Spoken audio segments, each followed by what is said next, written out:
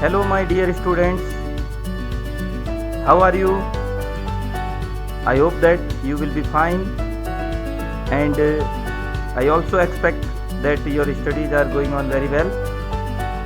I am Dr. Meghwal, PGT Economics from Kendriya Vidyalaya number 2, Military Station, Udaipur, and today I am here with you to teach economics of class 10th. And today we will discuss about the sectors of the Indian economy. This is the second chapter, and today we will discuss the first part of this chapter. So let's start the topic sectors of the Indian economy. बच्चों, अब देखते हैं कि society में तरह तरह के लोग होते हैं और अलग अलग टाइप के जॉब करते हैं. You can see different kind of jobs in the society.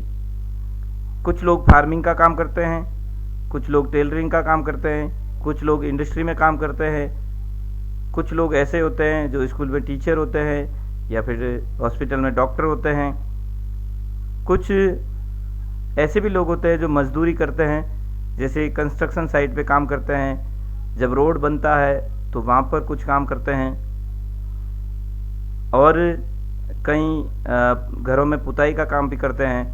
तो इस टाइप से आप सोसाइटी में तरह तरह के जॉब देखते हैं और अलग अलग लोग इस टाइप के जॉब में एंगेज होते हैं. तो इस टाइप से various kind of economic activities economy में कंडक्ट की जाती है. तो उन एक्टिविटीज़ के अकॉर्डिंग हम इकोनॉमी को बेसिकली 3 सेक्टर्स में डिवाइड करते हैं. These 3 sectors are agriculture, industry and service. Agriculture sector is also called primary sector, industrial sector is also called secondary sector, and service sector is also called tertiary sector. So now we will discuss in detail about these 3 sectors. First, primary sector. Primary sector में generally farming को include किया जाता है, और इसके अलावा primary sector जिसको agriculture sector भी कहा जाता है, लेकिन इसके अंदर माइनिंग जो होती है वो भी इंक्लूड होती है. माइनिंग से क्या होता है कि जो ज़मीन से जो मिनरल्स होते हैं वो निकाले जाते हैं, तो उस एक्टिविटी को हम माइनिंग बोलते हैं. प्राइमरी सेक्टर क्या होता है इसकी हम अब डिटेल में स्टडी करेंगे. There are many activities that are undertaken directly using natural resources. तो इकोनॉमी में ऐसी एक्टिविटीज़ जिसको हम कंडक्ट करते हैं तब हम डायरेक्टली नेचुरल रिसोर्सेज का इस्तेमाल करते हैं. ऐसी एक्टिविटीज़ को पूरा करने के लिए हमें नेचुरल रिसोर्सेज के ऊपर डिपेंड रहना पड़ता है. Take for example the cultivation of cotton. It takes place when a crop season. जब हम कॉटन का कल्टीवेशन करते हैं तो ये एक प्रकार की प्राइमरी सेक्टर की एक्टिविटी है. It takes place with in a crop season. For the growth of the cotton plant we depend mainly but not entirely. जब हम कॉटन प्लांट का प्रोडक्शन करते हैं तो हम नेचर के ऊपर डिपेंड रहते हैं, मेनली बट नॉट एंटायरली.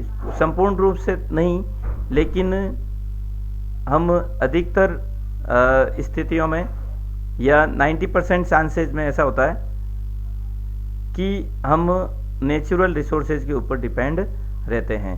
तो प्राइमरी एक्टिविटीज़ वो होती है जिसमें हम नेचुरल रिसोर्सेज के ऊपर डिपेंड रहते हैं. ज़रूरी नहीं कि हम 100% नेचुरल रिसोर्सेज के ऊपर ही डिपेंड हो. थोड़ा बहुत हम दूसरी चीज़ें जो कि नेचुरल नहीं है उनका भी इस्तेमाल कर सकते हैं. जैसे कि किसान कॉटन का प्रोडक्शन करता है, तो कॉटन का प्रोडक्शन करते वक्त वो नेचुरल रिसोर्सेज के ऊपर डिपेंड करेगा. उसके साथ ही जनरली आजकल जैसे ट्रैक्टर का इस्तेमाल किया जाता है, कल्टीवेटर का इस्तेमाल किया जाता है उसके साथ ही, और हाइब्रिड सीड्स का भी इस्तेमाल किया जाता है, पेस्टिसाइड्स, इंसेक्टिसाइड्स. तो ये ज़रूरी नहीं कि 100% नेचुरल रिसोर्सेज ही हो, लेकिन ज़्यादातर रिसोर्सेज हम कह सकते हैं 90%, 95% रिसोर्सेज जो होते हैं वो नेचुरल होते हैं. That means For the production of cotton plant, we depend mainly but not entirely on natural factors like rainfall, sunshine and climate.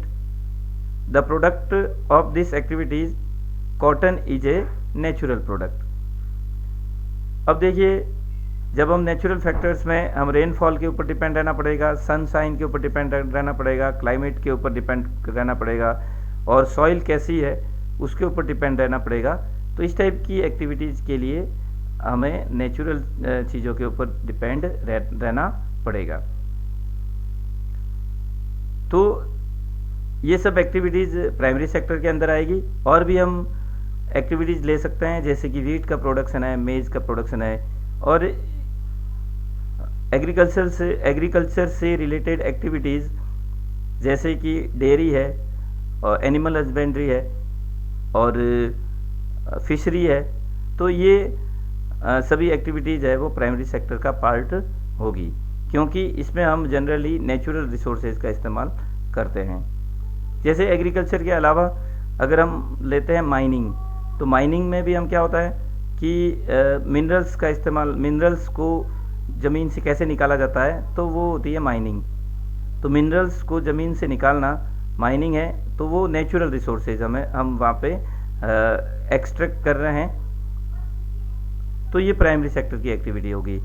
इसी टाइप से अगर फिशरी के अंदर कोई फिशरीज एक्टिविटीज़ है, तो उस एक्टिविटीज़ में हम क्या करेंगे कि फिशेज जो है वो एक नेचुरल रिसोर्स है, और कंप्लीटली या फिर हम कह सकते हैं ज़्यादातर हम नेचुरल रिसोर्सेज के ऊपर ही वहाँ पे डिपेंड है। तो फिशरीज भी एक प्रकार से प्राइमरी सेक्टर की एक्टिविटी है। हॉर्टिकल्चर भी हम इसके अंदर ऐड कर सकते हैं।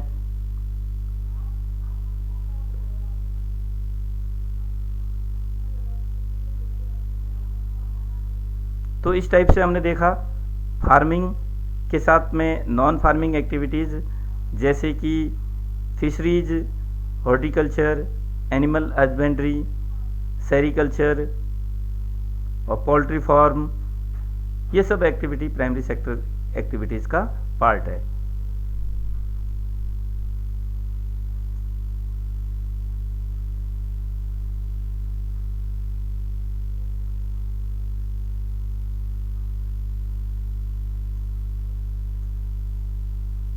Next we will discuss about the secondary sector.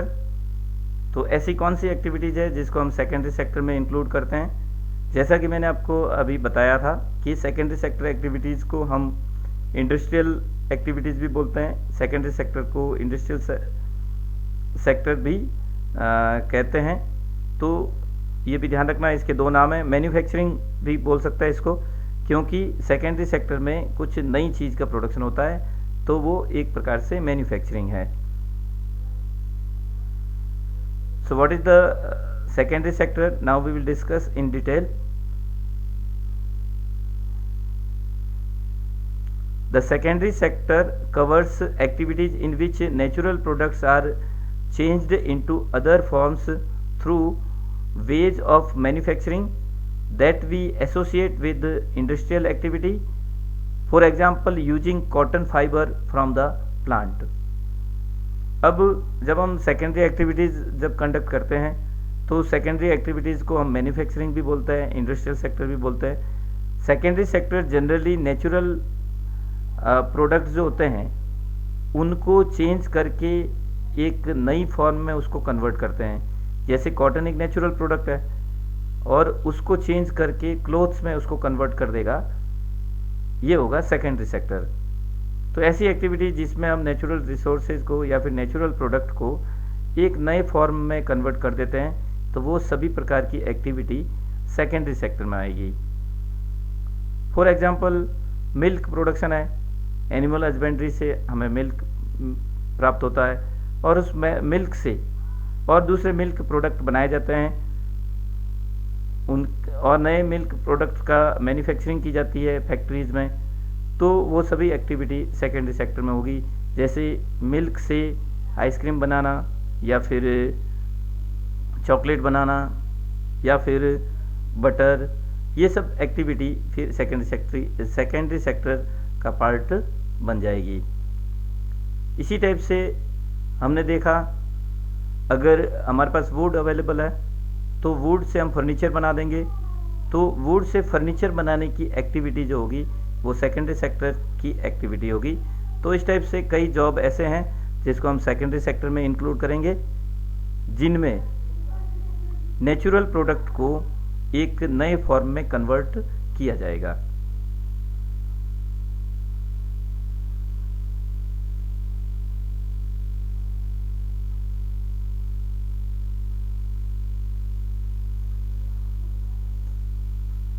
Next, tertiary sector.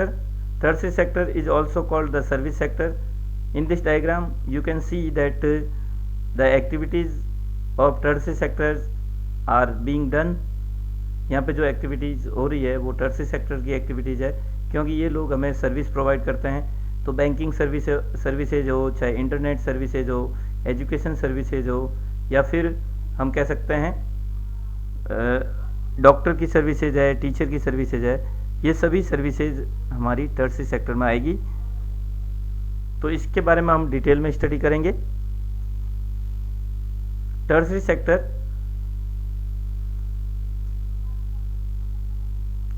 these are activities that help in development of the primary and secondary sector। तो ऐसी एक्टिविटी जो प्राइमरी सेक्टर और सेकेंडरी सेक्टर के डेवलपमेंट में help करती है वो tertiary sector का पार्ट होती है। These activities by themselves do not produce a good। ये इस टाइप की एक्टिविटी है जिसमें कोई गुड का प्रोडक्शन नहीं होता है, जैसा कि प्राइमरी सेक्टर में होता है। प्राइमरी सेक्टर में जैसे हमने एग्जांपल लिया था, कॉटन का प्रोडक्शन हो रहा है, वीट का प्रोडक्शन हो रहा है, राइस का प्रोडक्शन हो रहा है, या फिर मिल्क का प्रोडक्शन हो रहा है। इसी टाइप से सेकेंडरी सेक्टर में हम देखते हैं कि कॉटन से क्लोथ्स बना दिए तो क्लोथ्स का प्रोडक्शन हो रहा है, मिल्क से हमने बटर बना दिया तो बटर का प्रोडक्शन हो रहा है। इसी टाइप से सेकेंडरी सेक्टर में गुड्स का प्रोडक्शन होता है, प्राइमरी सेक्टर में भी गुड्स का प्रोडक्शन होता है, लेकिन टर्सरी सेक्टर में किसी भी प्रकार की गुड्स का प्रोडक्शन नहीं होता है। But they are an aid or a support for the production process. तो इस टाइप से हम कह सकते हैं टर्सरी सेक्टर की एक्टिविटीज जो होती है प्राइमरी सेक्टर और सेकेंडरी सेक्टर को सपोर्ट प्रोवाइड करती है प्रोडक्शन प्रोसेस में।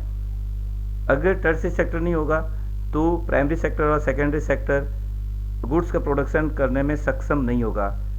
It will not be capable to produce goods without the help of tertiary sector. For example, goods that are produced in the primary sector and the secondary sector would need to be transported by trucks। जो primary sector और secondary sector में goods produce कर दी गई है वो truck के द्वारा transport की जाएगी और ट्रेन्स के द्वारा ट्रांसपोर्ट की जाएगी and then sold in the wholesale and retail shops. तो फिर उसको होलसेल मार्केट में बेचा जाएगा और रिटेल शॉप्स के अंदर बेचा जाएगा। तो इन सब के लिए ट्रांसपोर्टेशन की एक जो एक्टिविटी है वो टर्सरी सेक्टर की एक्टिविटी होगी। अब टर्सरी सेक्टर में जनरली सर्विसेज होती है और ये सर्विसेज दो टाइप की होती है। So now we will discuss that there are two type of services in tertiary sector, indirect services and direct services. Indirect services वो होती है जो कंज्यूमर को इनडायरेक्टली मिलती है और डायरेक्ट सर्विसेज वो होती है जो कंज्यूमर को डायरेक्टली मिलती है। अब इनडायरेक्टली सर्विसेज कंज्यूमर को कैसे मिलेगी, क्योंकि ये सर्विसेज ऐसी सर्विसेज है जो प्राइमरी सेक्टर और सेकेंडरी सेक्टर के प्रोडक्शन में हेल्प करती है। तो इन सर्विसेज की हेल्प की वजह से प्राइमरी सेक्टर और सेकेंडरी सेक्टर में प्रोडक्शन होता है और वो प्रोडक्शन कंज्यूमर को मिलता है। तो सर्विस प्रोवाइडर डायरेक्टली कंज्यूमर के पास में आकर के सर्विस प्रोवाइड नहीं करता है, या फिर डायरेक्टली कंज्यूमर उस सर्विस प्रोवाइडर के पास नहीं जाता है। वो सर्विस फर्म को प्रोवाइड की जाती है या फिर एग्रीकल्चर सेक्टर को प्रोवाइड की जाती है और फिर बाद में इस तरह से इनडायरेक्टली वो सर्विस है वो कंज्यूमर को मिल जाती है। तो ये इनडायरेक्ट सर्विसेज होगी। मान लीजिए ट्रांसपोर्टेशन है, तो अगर गुड्स का प्रोडक्शन होगा तो गुड्स का प्रोडक्शन जब होगा तो ट्रांसपोर्टेशन से कंज्यूमर के पास आएगी और रॉ मटेरियल ट्रांसपोर्ट होके फैक्ट्री में जाएगा। तो इस टाइप से ट्रांसपोर्टेशन के माध्यम से मैन्युफैक्चरिंग सेक्टर में गुड्स का प्रोडक्शन होगा। बैंकिंग सेक्टर जो फर्म को लोन प्रोवाइड करेगा और उस लोन की वजह से प्रोडक्शन होगा। कम्युनिकेशन सेक्टर जिससे कि फर्म कम्युनिकेट करेगी, चाहे इंटरनेट के माध्यम से मोबाइल के माध्यम से। इसी टाइप से इंश्योरेंस कंपनी है, वो इंश्योरेंस प्रोवाइड करेगी, तो ये सर्विसेज फर्म को मिलेगी डायरेक्टली, लेकिन कंज्यूमर को ये सर्विसेज इनडायरेक्टली मिलेगी। ये सब सर्विसेज है वो इनडायरेक्ट सर्विसेज है। इसी टाइप से ये कुछ सर्विसेज डायरेक्ट सर्विसेज होती है जो कि कंज्यूमर को डायरेक्टली मिलेगी। फॉर एग्जांपल एजुकेशन सर्विसेज, जैसे कि मैं आपको अभी डायरेक्टली कंज्यूमर के पास मेरी सर्विस पहुंच रही है। Health services, doctor health service provide करता है। सैनिटेशन फैसिलिटी जो होती है वो भी एक सर्विस है, एक प्रकार से क्लीनलीनेस की रखी जाती है सोसाइटी की, प्रॉपर सैनिटेशन होता है, तो ये एक डायरेक्ट सर्विस है। गाइडेंस एंड काउंसलिंग, कुछ स्टूडेंट होते हैं उनको गाइडेंस एंड काउंसलिंग की ज़रूरत होती है, या फिर कई लोग ऐसे होते हैं जिनको हेल्थ इश्यूज होते हैं, तो उसके लिए भी उनको गाइडेंस एंड काउंसलिंग की सर्विस की ज़रूरत होती है। तो ये सब सर्विसेज कंज्यूमर को डायरेक्टली मिलेगी। इसके अलावा बैंकिंग सर्विसेज भी कंज्यूमर को डायरेक्टली मिल सकती है, कम्युनिकेशन सर्विसेज भी कंज्यूमर को डायरेक्टली मिलती है। लेकिन जब ये सर्विसेज फर्म को मिलेगी, पहले फर्म में प्रोडक्शन में हेल्प करेगी, तब हम इनको इनडायरेक्ट सर्विसेज बोलेंगे। और कंज्यूमर इन सर्विसेज का अपने लिए खुद के लिए इस्तेमाल करेगा डायरेक्टली, तो हम उसको डायरेक्ट सर्विसेज बोलेंगे। तो इस टाइप से हमने देखा कि प्राइमरी सेक्टर, सेकेंडरी सेक्टर और टर्शियरी सेक्टर में कई प्रकार की एक्टिविटीज़ कंडक्ट की जाती है, और उन एक्टिविटीज़ की नेचर के अकॉर्डिंग हम उनको क्लासीफाई करते हैं। जैसे कि आप देख सकते हैं कॉटन का प्रोडक्शन हो रहा है यहाँ पे, और भी जो नेचुरल रिसोर्सेज के ये सारे प्रोडक्शन है। मिल्क प्रोडक्शन ले सकते हैं हम, वुड का प्रोडक्शन है। तो ये सब एक्टिविटीज़ जो है दी हुई है, ये सारी एक्टिविटीज़ है वो प्राइमरी सेक्टर की एक्टिविटीज़। फिर दूसरी लिस्ट में हम देखते हैं जैसे क्लोथ्स का प्रोडक्शन हो गया, और वीट से हमने फ्लोर बना दिया, शूज़ का प्रोडक्शन हो गया, और व्हीकल्स का प्रोडक्शन, वुड से हमने चेयर बना दी। तो ये नेचुरल प्रोडक्ट का इस्तेमाल करके हमने नई चीज़ प्रोड्यूस करी है, तो ये सब सेकेंडरी सेक्टर की एक्टिविटीज़ हो। ट्रांसपोर्टेशन, कॉल सेंटर या फिर गाइडेंस एंड काउंसलिंग, शॉपकीपर और इंटरनेट सर्विसेज, तो ये सब जो तीसरी लिस्ट जो दी हुई है, इन सभी एक्टिविटीज़ को हम सर्विस सेक्टर में इंक्लूड करते हैं। The value of final goods and services produced in each sector during a particular year provides the total production of the 3 sectors of that year. हम देखते हैं कि 3 सेक्टर का टोटल प्रोडक्शन कितना हुआ, उसका हम टोटल करने के लिए, उस टोटल प्रोडक्शन की वैल्यू फाइंड आउट करने के लिए हम फाइनल गुड्स की वैल्यू को लेते हैं। जो फाइनल गुड्स प्रोड्यूस हुई है उसकी वैल्यू हम लेते हैं, उसका सम टोटल करते हैं, तो हमें पता चल जाता है कि पूरे देश में कितना प्रोडक्शन हुआ। और इसी प्रोडक्शन की जब हम मॉनेटरी वैल्यू लेते हैं तो हमें पता चलता है कि पूरे देश की इनकम कितनी है, जिसको हम कहते हैं नेशनल इनकम कितनी है, या फिर जीडीपी या ग्रॉस डोमेस्टिक प्रोडक्ट कितना है, उस चीज़ का हमें पता चलता है। तो आगे ये भी डिस्कस करेंगे कि फाइनल गुड्स क्या होती है, इंटरमीडिएट गुड्स क्या होती है। तो हमें मेनली ये ध्यान रखना है कि सिर्फ फाइनल गुड्स के प्रोडक्शन को लेना है, इंटरमीडिएट गुड्स के प्रोडक्शन को नहीं लेना है। So what is the gross domestic product, इसकी एक पर्टिकुलर डेफिनेशन जो दी है उसको आपको लर्न भी करना है। It is the monetary value of all final goods and services, that means GDP. Gross domestic product is the monetary value of all final goods and services produced with in a country during a particular year. जो भी final goods और services economy में produce होती है उसकी monetary value, जितनी भी final goods and services एक पर्टिकुलर ईयर में पूरे कंट्री में प्रोड्यूस होती है, उसकी मॉनेटरी वैल्यू जो होती है वो हमारी ग्रॉस डोमेस्टिक प्रोडक्ट होती है। इसको टोटल नेशनल इनकम भी बोलते हैं। ग्रॉस डोमेस्टिक प्रोडक्ट और टोटल नेशनल इनकम, इन दोनों में थोड़ा सा डिफरेंस है जो आप हायर क्लासेज में पढ़ेंगे। तो जनरली दोनों मिलते जुलते टर्म है, नेशनल इनकम और gross domestic product. GDP shows how big the economy is. GDP से हमें पता चलता है कि हमारी इकोनॉमी कितनी बड़ी है। कोई भी इकोनॉमी जिसकी जीडीपी बहुत ज़्यादा होती है तो वो एक बिग इकोनॉमी होती है, लार्ज इकोनॉमी होती है। और अगर किसी देश की जीडीपी कम होती है तो वो एक स्मॉल इकोनॉमी होती है। तो हमें फाइनल गुड्स को लेना है, तो अगर जीडीपी की कैलकुलेशन करनी है तो मेन चीज़ इसके अंदर ध्यान रखना है कि हमें फाइनल गुड्स को लेना है, इंटरमीडिएट गुड्स को नहीं लेना है।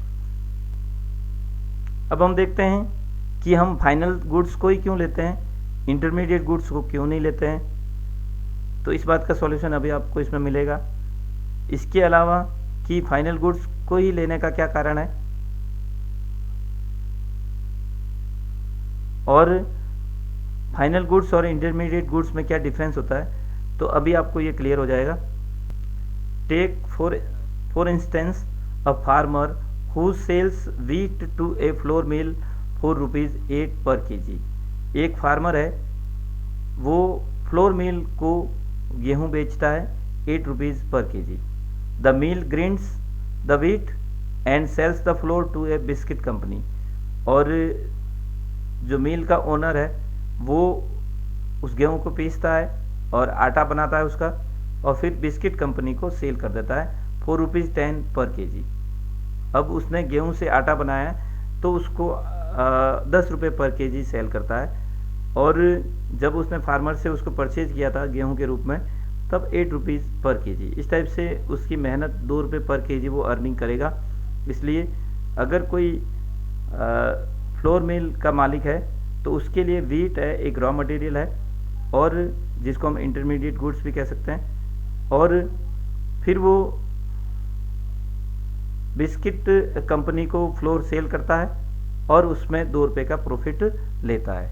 The biscuit company uses the flour and things such as sugar and oil to make 4 packets of biscuits.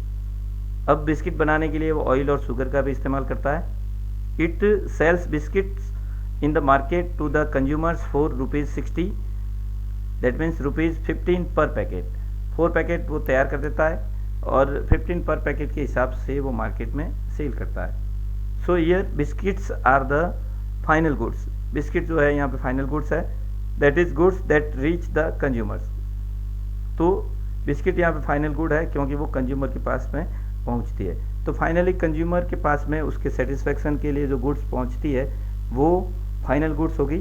तो इस एग्जांपल में हम देखते हैं बिस्किट यहाँ पे फाइनल गुड्स है और व्हीट और फ्लोर ये दोनों यहाँ पे इंटरमीडिएट गुड्स है।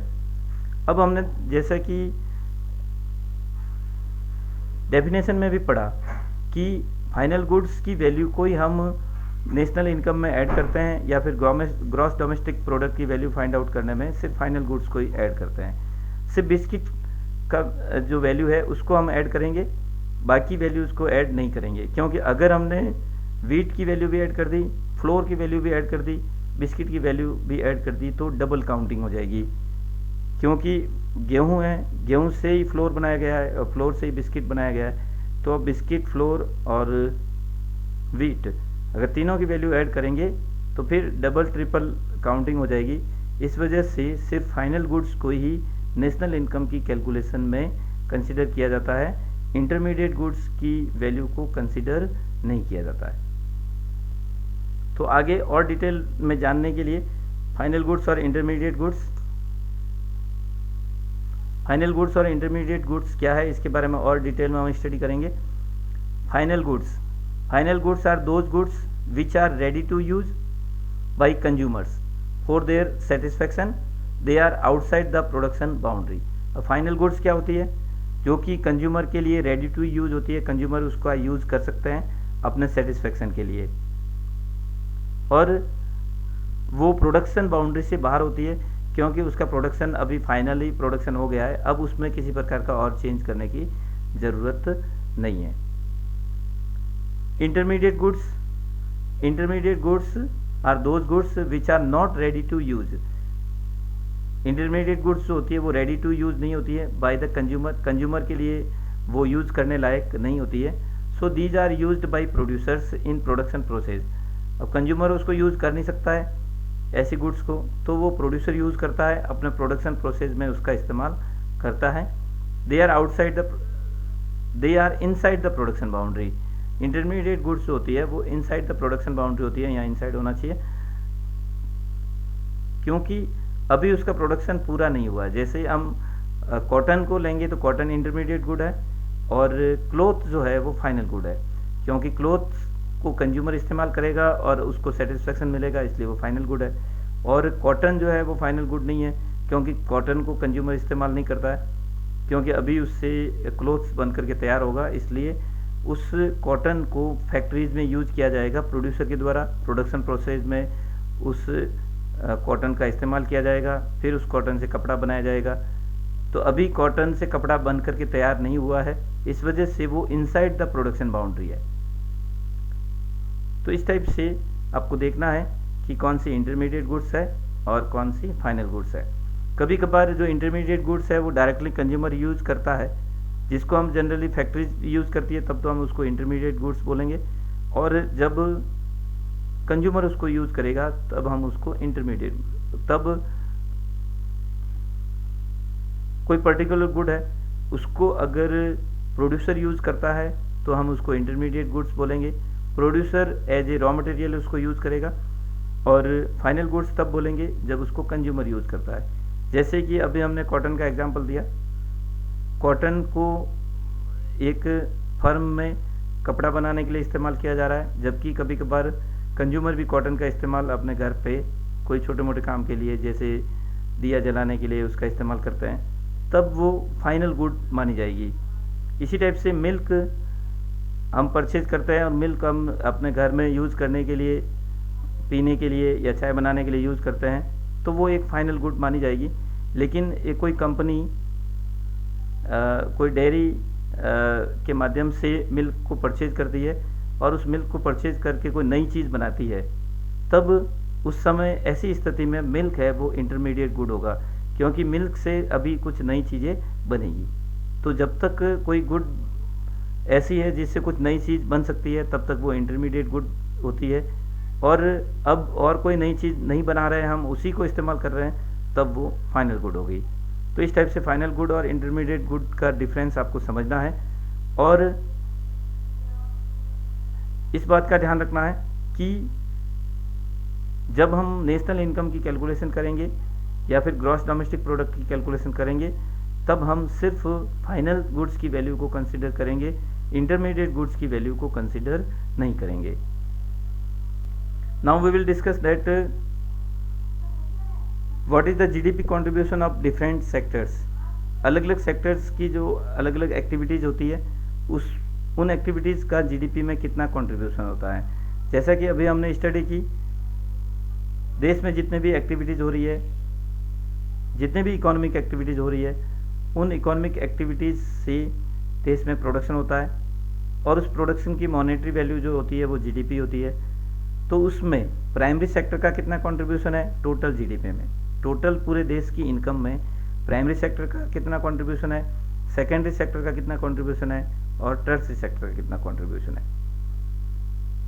तो उस कंट्रीब्यूशन को की हम स्टडी करेंगे किस टाइप से ये क्लासीफाई होता है। तो इसमें एग्जांपल दिया है कि 2003 का और 1973 का। इस एग्जांपल से हमें समझना है कि 1973 में पूरे देश की जीडीपी कम थी, और उसमें जो अलग अलग सेक्टर्स का जो कंट्रीब्यूशन था, इसको इस ग्राफ में शो किया गया है। ये जो कंट्रीब्यूशन है वो प्राइमरी सेक्टर का है, फिर येलो कलर से सेकेंडरी सेक्टर का कंट्रीब्यूशन दिया हुआ है, और फिर टर्सरी सेक्टर का कंट्रीब्यूशन दिया हुआ है। तो ये 1973 की टोटल इनकम में से अलग अलग सेक्टर का कंट्रीब्यूशन है। और 2003 में टोटल जीडीपी इंक्रीज हुई, जिसको ग्राफ में शो किया गया है, और उस इंक्रीज्ड जीडीपी में, टोटल जीडीपी में से 2003 में प्राइमरी सेक्टर का जो भाग था वो इसमें शो किया गया, सेकेंडरी सेक्टर के भाग को येलो कलर से शो किया गया, और टर्सरी सेक्टर के भाग को पर्पल कलर से शो किया गया है। तो इस टाइप से टोटल जीडीपी में से, मान लो कि 100 करोड़ जीडीपी है, अब 100 करोड़ जीडीपी में से प्राइमरी सेक्टर का कंट्रीब्यूशन कितना है, मान लीजिए 25 करोड़ है, और इंडस्ट्रियल सेक्टर का कंट्रीब्यूशन कितना है, मान लीजिए 25 करोड़ है, और टर्सरी सेक्टर का कंट्रीब्यूशन कितना है, मान लीजिए 50 करोड़ है। तो इस टाइप से पूरी जीडीपी में अलग अलग सेक्टर का कितना कंट्रीब्यूशन है, इसको हमें समझना ज़रूरी है। तो नेक्स्ट इसमें आपको समझना है, बहुत इंपॉर्टेंट स्लाइड है ये, GDP contribution of different sectors in percentage. Percentage के रूप में हमें देखना है कि टोटल जीडीपी में, GDP means gross domestic product, जिसका मिलता जुलता टर्म जिसको सिंपल लैंग्वेज में हम नेशनल इनकम भी बोलते हैं। तो टोटल नेशनल इनकम या टोटल जीडीपी में अलग अलग सेक्टर्स का कितना शेयर है, मतलब फार्मर्स का कितना शेयर है उसमें, इंडस्ट्रियल वर्कर का कितना शेयर है और सर्विस प्रोवाइडर का कितना शेयर है। उस शेयर को हमें देखना है प्रेजेंट टाइम में कितना है, और पास्ट हिस्ट्री से अगर हम उसको कंपेयर करते हैं तो उसमें किस टाइप से चेंजेज आया है, वो सब चीज़ इसमें समझना है। तो सबसे पहले हम देखते हैं 1973 में, 1973 को हम देखते हैं। तो उस समय प्राइमरी सेक्टर का जो कंट्रीब्यूशन जीडीपी में था वो 35% था। अब हमने परसेंटेज में उसको कन्वर्ट कर दिया है। इससे पहले ही जो हमने स्लाइड ली थी उसमें हमने उसको परसेंटेज में कन्वर्ट नहीं किया था, अब हमने उसको परसेंटेज में कन्वर्ट कर दिया है। फिर सेकेंडरी सेक्टर का कंट्रीब्यूशन था 20% और टर्शियरी सेक्टर का कंट्रीब्यूशन था 45%। इसको हमने ग्राफ में भी शो किया है कि 1973 में प्राइमरी सेक्टर का कंट्रीब्यूशन ये 35% है और 35 से लगा कर के 55 तक, मतलब 20% कंट्रीब्यूशन जो है ये 20% कंट्रीब्यूशन है वो सेकेंडरी सेक्टर का है। फिर 55 से लगाकर 100 तक 45% कंट्रीब्यूशन जो है ये टर्शियरी सेक्टर का कंट्रीब्यूशन है। अब देखिए 2003 में जो अलग अलग सेक्टर का कंट्रीब्यूशन था उसमें चेंज आ गया। प्राइमरी सेक्टर का कंट्रीब्यूशन 25% रह गया, जिसको यहाँ पे ग्राफ से शो किया गया है। फिर सेकेंडरी सेक्टर का कंट्रीब्यूशन 20% ही रहा और टर्शियरी सेक्टर का कंट्रीब्यूशन बढ़कर के 55% हो गया, तो इसको यहाँ पे ग्राफ से शो किया गया है। फिर 2018 में आपको बुक में 1973 और 2003 के डेटा ही मिलेंगे। अभी मैंने लेटेस्ट डेटा भी लिया है 2018 का। 2018 में प्राइमरी सेक्टर का कंट्रीब्यूशन हो गया 14.6%, इसको यहाँ पे ग्राफ में शो किया गया है। सेकेंडरी सेक्टर का कंट्रीब्यूशन हो गया 26.75% और टर्शियरी सेक्टर का कंट्रीब्यूशन बढ़कर के 49.13% हो गया। तो हम देख रहे हैं कि प्राइमरी सेक्टर का कंट्रीब्यूशन धीरे धीरे कम होता जा रहा है। 1973 से 2003 फिर 2018 तक ये प्राइमरी सेक्टर का कंट्रीब्यूशन धीरे धीरे क्या होता जा रहा है, कम होता जा रहा है और टर्शियरी सेक्टर का कंट्रीब्यूशन बढ़ता जा रहा है। ये हम देख रहे हैं टर्शियरी सेक्टर का कंट्रीब्यूशन है वो इंक्रीज होता जा रहा है डे बाय डे। तो इकोनॉमी जब ग्रो करती है तो प्राइमरी सेक्टर का कंट्रीब्यूशन परसेंटेज कंट्रीब्यूशन कम होता जाता है और टर्शियरी सेक्टर का परसेंटेज कंट्रीब्यूशन बढ़ता जाता है। तो इसको हम इस ग्राफ में अच्छी तरह से समझ सकते हैं। अब इसमें कुछ बच्चों को कन्फ्यूजन भी होता है कि प्राइमरी सेक्टर में प्रोडक्शन कम हो गया, परसेंटेज वैल्यू कम हुई है, टोटल प्रोडक्शन तो हमेशा इंक्रीज होता रहता है जैसे नई टेक्नोलॉजी आती है और नया इन्वेंशंस भी होते रहते हैं। तो टोटल प्रोडक्शन तो प्राइमरी सेक्टर का बढ़ेगा, लेकिन परसेंटेज में हम ले रहे हैं। जैसा कि अभी प्रीवियस स्लाइड में हमने देखा था कि पहले प्राइमरी सेक्टर का कंट्रीब्यूशन बिल्कुल ही कम था। इसको ग्राफ में यहाँ से शो कर सकते हैं, ये जो दिया हुआ है ये प्राइमरी सेक्टर का कंट्रीब्यूशन सिर्फ इतना था। ओवरऑल वैल्यू ले रहे हैं यहाँ पे हम, परसेंटेज वैल्यू नहीं ले रहे। तो पहले प्राइमरी सेक्टर का कंट्रीब्यूशन कम था, लेकिन समय के साथ चेंज हुआ और 2003 में ये एग्रीकल्चर का कंट्रीब्यूशन ओवरऑल कंट्रीब्यूशन बढ़ गया। तो इस टाइप से ओवरऑल कंट्रीब्यूशन हर सेक्टर का इंक्रीज होता है। सेकेंडरी सेक्टर का भी कंट्रीब्यूशन थोड़ा सा था जो अब बढ़ करके ज़्यादा हो गया। इस टाइप से हर सेक्टर का कंट्रीब्यूशन वैसे एब्सोल्यूट वैल्यू के रूप में तो इंक्रीज होता है, लेकिन जब हम परसेंटेज वैल्यू लेते हैं तो परसेंटेज तो वैल्यू हमेशा 100 से कैलकुलेट की जाती है। अगर 200 करोड़ का प्रोडक्शन हो, चाहे 2000 करोड़ का प्रोडक्शन हो, चाहे 20 करोड़ का प्रोडक्शन हो, जब हम परसेंटेज निकालते हैं तो हम उसको 100 में कन्वर्ट करते हैं। तो परसेंटेज फॉर्म में प्राइमरी सेक्टर का कंट्रीब्यूशन धीरे धीरे क्या हुआ है, समय के साथ में कम हुआ है, लेकिन ओवरऑल हम इसको ये नहीं कह सकते कि टोटल प्रोडक्शन में कमी आई है, ये परसेंटेज में कमी आई है। तो इस बात से का कन्फ्यूजन नहीं रखना है। जनरली बच्चों में इस टाइप का कन्फ्यूजन होता है। हम देख सकते हैं टर्शियरी सेक्टर यहाँ पे इंक्रीज हुआ है 1973 से 2003 तक, फिर 55 से थोड़ा कम हो गया है, लेकिन इंडस्ट्रियल सेक्टर का परसेंटेज यहाँ पे इंक्रीज हो चुका है। Fill in the blanks using the correct option. Fill in the blanks में आपको भरना है, करेक्ट ऑप्शन भरना है। ऑप्शन भी दे रखे हैं। Workers in the blank space sectors do not produce goods. तो कौन सा सेक्टर ऐसा जिसमें वर्कर कोई गुड्स का प्रोडक्शन नहीं करते हैं? तो टर्सरी सेक्टर के वर्कर्स जो होते हैं वो गुड्स का प्रोडक्शन नहीं करते हैं, एग्रीकल्चर सेक्टर के वर्कर गुड्स का प्रोडक्शन करते हैं। टर्सरी सेक्टर के जो वर्कर होते हैं गुड्स का प्रोडक्शन करने के बजाय सर्विसेज का प्रोडक्शन करते हैं, तो यहाँ पे टर्सरी सेक्टर सही होगा। Cotton is blank space product and cloth is a product. तो कॉटन कैसा प्रोडक्ट है और क्लोथ कैसा प्रोडक्ट है वो बताना है। कॉटन एक नेचुरल प्रोडक्ट है, तो नेचुरल प्रोडक्ट जो होता है उसको हम प्राइमरी सेक्टर में लेते हैं।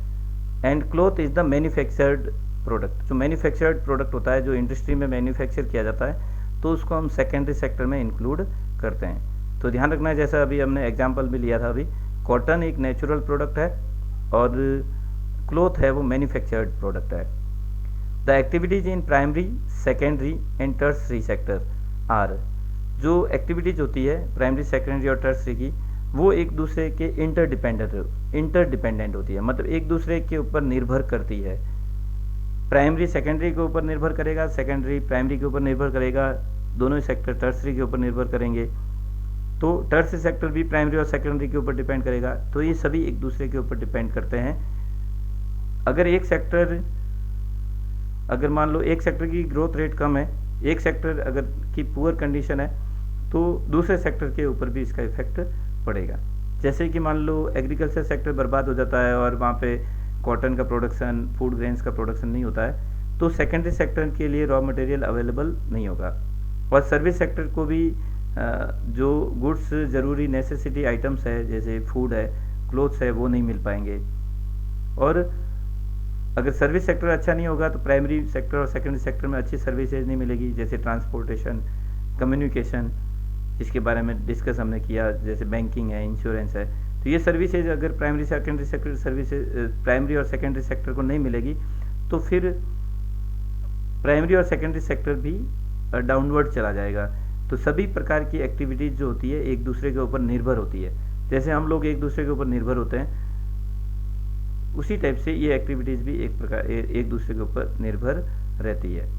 Next question is that choose the most appropriate answer. Production of commodity mostly through the natural process is an activity in blank space sector. तो अगर कोई एक्टिविटी जो होती है जिसमें जो मोस्टली नेचुरल प्रोसेस के ऊपर डिपेंड रहती है, तो नेचुरल प्रोसेस जो नेचर के ऊपर डिपेंड रहती है, नेचुरल फैक्टर्स के ऊपर डिपेंड रहती है, तो ऐसी एक्टिविटीज जो होती है वो प्राइमरी सेक्टर की एक्टिविटीज होती है। तो इसका सही ऑप्शन होगा number 1 primary sector. Next question, GDP is the total value of produced GDP is the total value of blank space produced during a particular year. तो जीडीपी जो होती है वो टोटल वैल्यू होती है। किसकी टोटल वैल्यू होती है वो बताना है। Produced during a particular year, एक पर्टिकुलर ईयर में जो चीज़ प्रोड्यूस हुई है, तो कौन सी गुड्स के बारे में या कौन सी सर्विसेज के बारे में यहाँ बात की गई है, वो आपको आंसर बताना है। तो इसके अंदर ऑप्शन दिए हुए, option A all goods and services, option be all final goods and services, all intermediate goods and services, all intermediate and final goods and services. तो इसका सही आंसर होगा second, all final goods and services जो होती है उसको हम GDP calculation में ऐड करते हैं, क्योंकि फाइनल गुड्स को ही ऐड करेंगे, इंटरमीडिएट गुड्स को उसके अंदर ऐड नहीं करेंगे। जैसा कि हमने एग्जांपल देकर बताया था कि इंटरमीडिएट गुड्स और फाइनल गुड्स दोनों को ही अगर ऐड कर देंगे तो डबल काउंटिंग हो जाएगी। तो डबल काउंटिंग को अवॉइड करने के लिए जब हम पूरे देश की इनकम या फिर टोटल जीडीपी फाइंड आउट कर रहे हैं, तो हमें फाइनल गुड्स और सर्विसेज की वैल्यू को ऐड करना है, उसका सम टोटल करना है। In terms of GDP the share of tertiary sector in 2003, GDP के टर्म में हम देखते हैं तो 2003 में टर्सरी सेक्टर का शेयर कितना था वो बताना है। Between 20% to 30%, between 30 to 40%, between 50 to 60% and 70%। तो 2003 में जीडीपी शेयर जो टर्सरी सेक्टर का था वो 55% था। अभी हमने ग्राफ से भी बताया था, शेड्यूल से भी बताया था। तो इसके अंदर सही ऑप्शन होगा बिटवीन 50 to 60। 55% इसके अंदर सही आंसर है। 55% जो होगा वो इसी 50 और 60 के बीच में आएगा, तो इसके अंदर ये थर्ड ऑप्शन सही होगा। Next, in term of GDP the share of primary sector in 2018 ये लेटेस्ट डेटा लिया गया है, किताब में भी नहीं होगा, लेकिन इसके बारे में लेटेस्ट डेटा आपको ध्यान रखना है। जब भी आप इकोनॉमिक्स पढ़ते हैं तो लेटेस्ट डेटा आपको पता होना चाहिए। तो 2018 में प्राइमरी सेक्टर का कंट्रीब्यूशन कितना था जीडीपी में, वो बताना है। Between 25% to 30%, between 30 to 40%, between 10 to 20% and option 4 20%। तो इसके अंदर सही ऑप्शन होगा 3। 10 से 20% तक प्राइमरी सेक्टर का कंट्रीब्यूशन है 2018 में, जो कि एग्जैक्टली अगर हम कहें 14.6% है। Thank you very much for watching this video. अगर आपको ये वीडियो पसंद आया तो इसको लाइक करें, शेयर करें और सब्सक्राइब करें। तो thank you very much and hope for the best in your board exams. Thank you very much once again.